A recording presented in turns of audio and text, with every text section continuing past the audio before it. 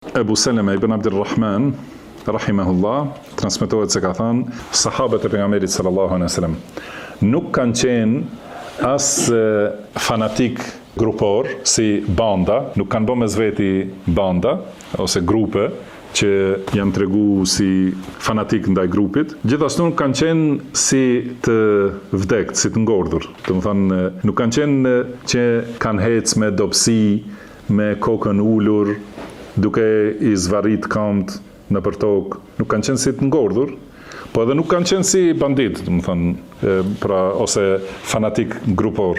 Dhe kanë qenë njerëz normal dhe mesatar. Wa kanu yatanashaduna ash-shi'ra fi majalisihim. Edhe kanë përmend poezi në mezhliset e tyre, në ndejat e tyre. Kjo ka qenë tradita e arabëve, do të thonë që shpesh herë dikush ka tregu çka di prej poezisë. Do të thonë kanë bërë muhabet të zakonshëm, kanë përmend poezi ose histori të kaluara, wa yadhkuruna amra jahiliyatihim, edhe kanë përmendur për ndodhit në xahilije që i kanë pasur. Pra, kanë qenë kështu mesatar dhe të zakonshëm.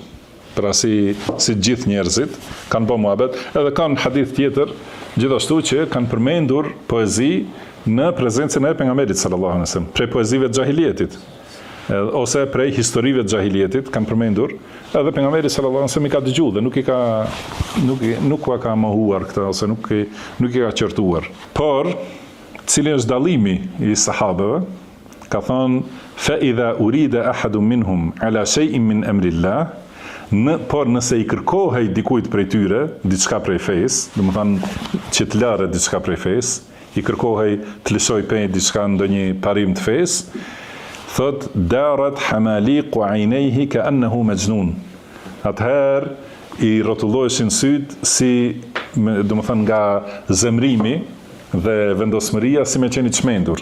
Do të thonë këtu i çmendur është në kuptimin e lëvdatës. Do të thonë atëherë ka qenë i vendosur, nuk ka pas mundësi dikush ta mastroj për kompromis, sahabin, me bë kompromis me fenë. Do të thonë për në fe, kanë qenë të paluhatshëm, nuk kanë lësu pej për asnjë çështje, edhe nëse dikush kishte ardhur që të diskutoj me ta për të bërë ndonjë lëshim në fe, pra reagimi i tyre ka qenë që i ka tmerru këta njerëz që kanë dashur lëshim në fe. Do të thonë ky është qëllimi, se nuk kanë pranuar asnjë grimc, edhe historitë ose rastet lloj-llojshme dim prej sahabeve. Pra Abdullah ibn Omeri radhiyallahu anhuma është prej më të vegjëlve të sahabeve.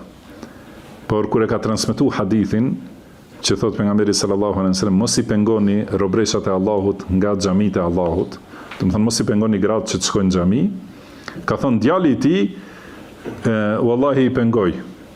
Dhe ka thonë unë ta transmetova hadithin e pejgamberit sallallahu alaihi wasallam, dhe ti thu kështu, ka thonë nuk do të flas asnjëherë, dhe deri në fund të jetës nuk i ka folur. Domethënë nuk ka pas aty kompromis ose butësi në çështjen e fesë, ose ti e ke mendimin tënd. Domethënë kështu ka thënë Allahu dhe kështu ka thënë pejgamberi sallallahu alaihi wasallam. Edhe aty nuk ka do thotë luhatje. Por jashtë kësaj, kanë qenë njerëz, më thënë, të rëndomë dhe thjesht. Nuk ka pasur, se ju i rëndomë të thoni me kuptim negativ, i rëndomë të më thënë si të gjithë njerëzit, i zakonshëm. Nuk ka pas diçka të veçantë.